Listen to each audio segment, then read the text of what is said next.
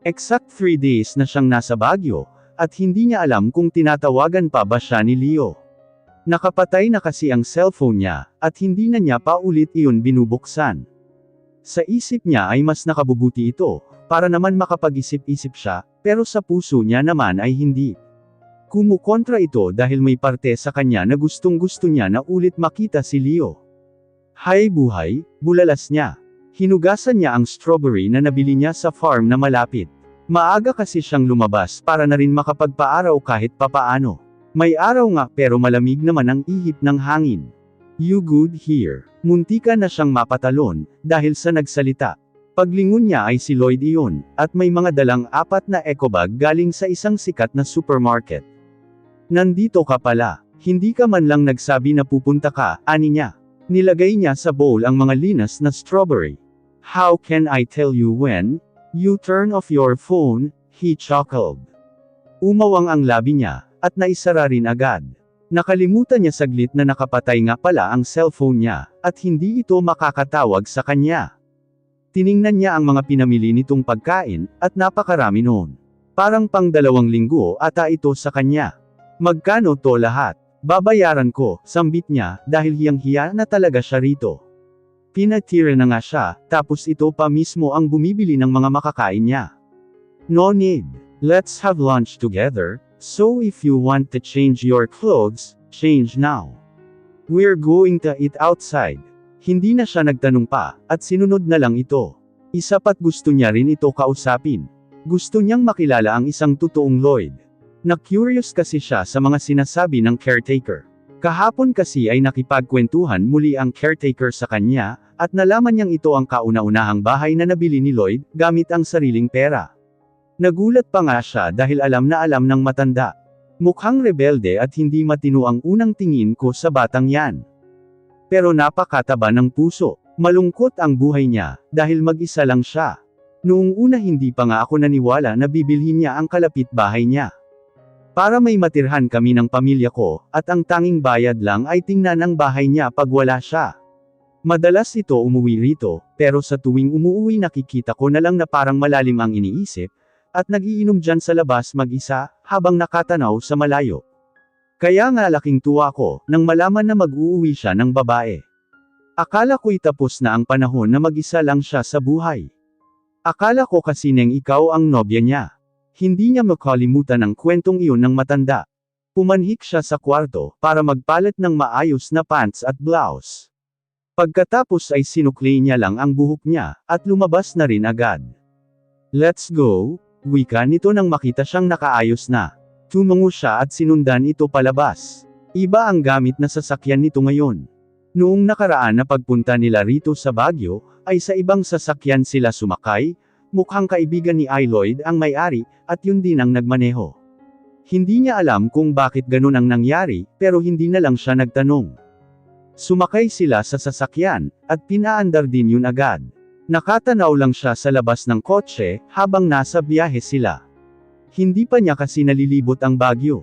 Wala siya sa mood gumala sa kung saan-saan, at hindi niya rin kabisado ang lugar dito.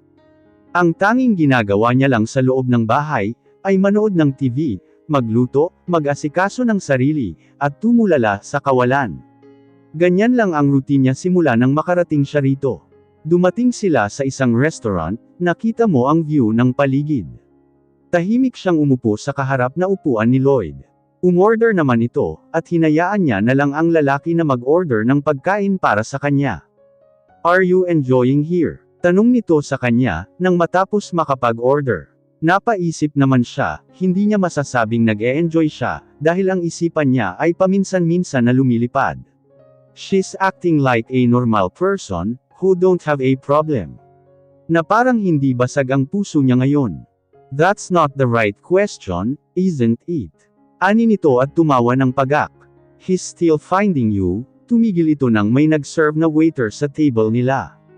For sure, he will find you soon. Nothing is impossible with a man who has a lot of connections. Still, I did my best to hide you, he said and smiled.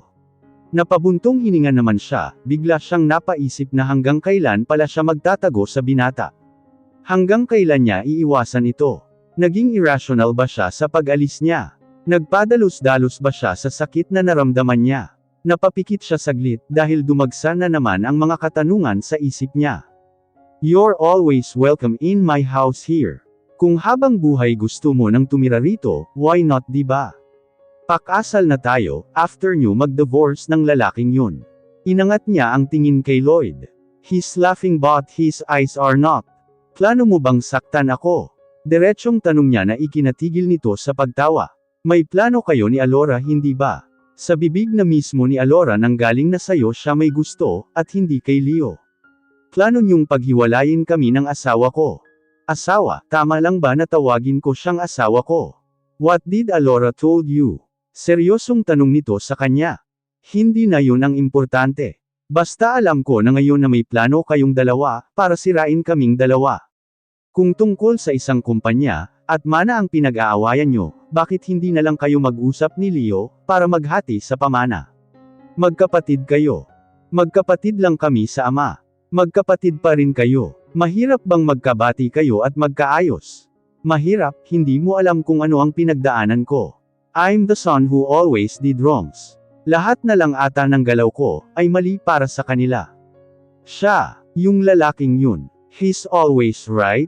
Puro tama ang ginagawa niya, at laging iyon ang napapansin. Lagi akong nakukumpara sa kanya. Of course, he's the legitimate son. Kung siya ay nasa loob ng bilog, ako yung nasa labas. I'm a nobody in the family, Bianca. Bakit hindi mo sila kausapin kung bakit laging ganun ang tingin nila sa'yo? I hate them from the start, so why would I? Matigas na ani nito. Napabuga siya ng hangin, kita niya ang galit sa mata nito. Mataas ang pride mo, iyon ang nakikita ko. Natanong mo ba minsan kung gusto makipag-ayos sa'yo ng kapatid mo? Baka naman kasi hindi kayo magkaayos dahil ayaw mo. Ako na naman ang mali. Oo nga pala, kakampihan mo siya dahil siya ang asawa mo, di ba? Binagsak nito ang kamay sa lamesa, kaya nakagawa iyon ng malaking ingay. Mabuti na lang ay solo nila ang restaurant. Sinasabi ko lang sa'yo, na baka kasi mali ka rin. Siguro nga may mali rin si Leo, kung hindi nyo aaminin ang pagkakamali nyo, at mas magiging mataas pa ang pride nyo, walang mangyayari sa inyo. I'm helping you. Lloyd, gusto rin kitang tulungan na ma-realize mo, na baka rin kasi ikaw ang mali. I'm alone from the beginning of my life, Bianca. I want an attention. That man has everything I want: attention, love, money and a fame. That's why I want to get that company of our grandfather, so I can have my own business too. Gusto ko maging sikat din ako, at mas yumaman pa para naman ako na yung ginagapang ng mga tao. Para sila naman ang magmakaawa sa atensyon ko. Nakagat niya ang ibabang labi, habang nakatulala kay Lloyd. Ramdam niya ang galit at hinanakit nito. Namumula rin ang mata nito, dahil sa biglaang pagsabog. You know what? Have lunch alone. I lost my appetite. Kinuha nito ang cellphone na nasa lamesa, tiyaka tumayo, at iniwan siya roon. That's not the talk she wants. Pero dahil iyon na ang nangyari, wala na siyang magagawa. Bakit ba ang komplikado ng lahat? Bakit ba nangyayari na naman ang mga mabibigat na problema sa akin?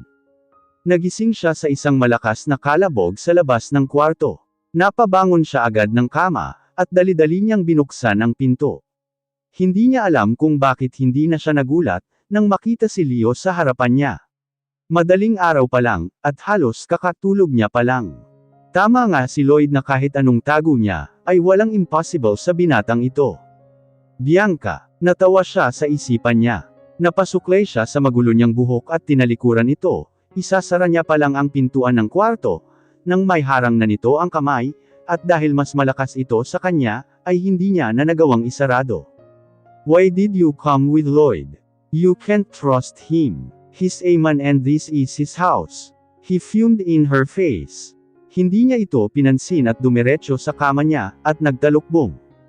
Bianca, talk to me. Inaantok pa ako, madaling araw pa lang, wag kang istorbo, ani niya na parang wala lang kahit na halos lumabas na ang puso niya sa katawan niya.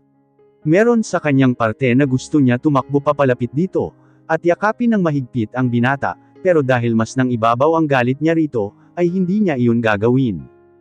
I don't have a good and enough sleep since you left, so talk to me now. There's a full authority in his voice that makes her get nervous more. Napabuga siya ng hangin, at tinanggal ang kumot na nakataklob sa buong katawan niya. Umupo siya at tiningnan ito ng blanko. Anong pag-uusapan natin? Tungkol sa pag-alis ko, o tungkol sa kasinungalingan mo? Diretsyong tanong niya, habang nakatingin sa mga mata nito. Sinigurado niyang wala itong makikita na ekspresyon sa mukha niya. Baby, hindi ako sanggol, kaya wag mo akong tawagin ng ganyan, at isa pa, hindi mo dapat tinatawag ng ganyan ang empleyado mo. I'm sorry, okay. Gusto kong humanap ng mas magandang tiyempo, bago ko sayo sabihin ang tungkol sa bagay na yun, ani nito at hinuli ang kamay niya. Pinagmukha mo akong tanga, o baka naman nag-e-enjoy ka makita ang isang malanding contract wife mo, na pumatol sa isang bodyguard na asawa niya naman pala talaga. Rinig na niya sa sariling boses ang pait at sakit. Winaksi niya ang kamay nito. Hindi ako kailanman nag-isip ng ganiyang bagay sayo. You're my wife, so what happened between us is not a sin or wrong. Pero hindi ko alam na ikaw pala ang asawa ko. Maraming pagkakataon, Leo. Marami, pero hindi mo man lang nagawang sabihin sa akin. Manhid ka ba para hindi maramdaman ang nararamdaman ko para sayo?